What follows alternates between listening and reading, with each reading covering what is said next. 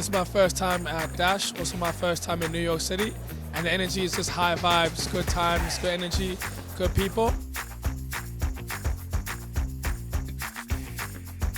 It's been awe-inspiring in a way, all the different speakers. I've really connected with the keynote speakers. It was really great seeing experts showing a lot of ways to diagnose different issues and solve problems.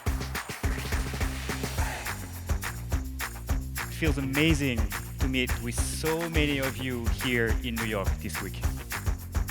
I came here to Dash to explore the various workshops, educate myself more, be able to explore the various capabilities that Datadog offers. The breakout sessions have been really good, hearing from leadership from other companies on how they're using Datadog. Also being surrounded by a bunch of like-minded peers, looking forward to the future of observability and monitoring.